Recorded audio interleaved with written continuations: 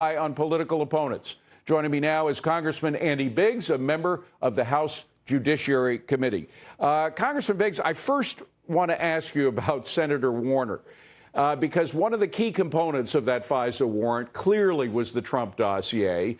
The Trump dossier came from Mr. Steele, who may have just been passing information from the DNC and then passing that on to the FISA court. But why was it that Senator Warner was so anxious to meet secretly with Mr. Steele back in February of 2017?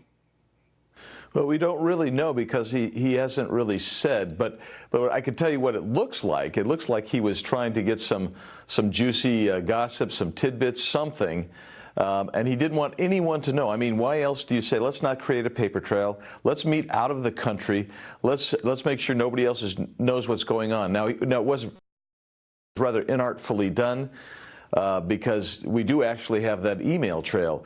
And apparently the Senate knew about it several months ago, but we didn't, and it's just now coming out. So it looks funny, it looks odd, and it looks, you could deduce some malevolent intentions there if you look at it. Well, you mentioned that some of his Senate colleagues, Republican Senate colleagues, did know about his attempts, but it was, as far as I can tell, it seemed to be months later, or at least a month later, while he was saying that, talking, by the way, interestingly, to a lawyer who was working for a Russian oligarch, while he was trying to arrange this meeting with the Russian oligarch's lawyer, who also could intercede in him getting a meeting with Mr. Steele.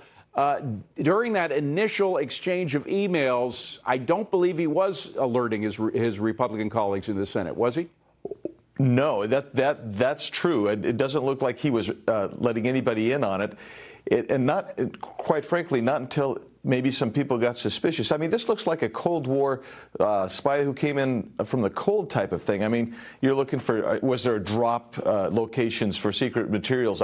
It's just so bizarre. It is. Quite frankly, what we see going on. And it just looks really bad, at least looks really bad. I'm trying to figure out, and I think we're all trying to figure out, does it tie into the use of the dossier for the FISA warrants, and does it, tie into the DNC? Does it tie into Hillary Clinton's campaign? This is just, I think, David, I think you can appreciate this. It seems like every couple of days, some big shoe drops. Yeah. And it's somehow connected to something else. It's just a very complex. We don't see many shoes coming from the Mueller investigation, but from this investigation, which we and members of the House and the Senate are looking at, there are quite a few shoes dropping. And for those old enough to remember the Cold War era, I'm reminded of that word disinformation. That's information that the Russians used to put out to try to discredit people. And the more you hear about the Steele dossier, the more you see parallels to disinformation. Not only was a lot of the stuff coming from the Russians, but apparently more and more and more we're finding out that the stuff came directly from the DNC, from the Democratic National Committee. And Mr. Steele may have just been pimping it out to various agencies, including, by the way, the FBI. Oh, absolutely. It's outrageous, but that's how badly they wanted to keep power. And this is what is so bad about this, is that we are a constitutional republic. We're built on representation.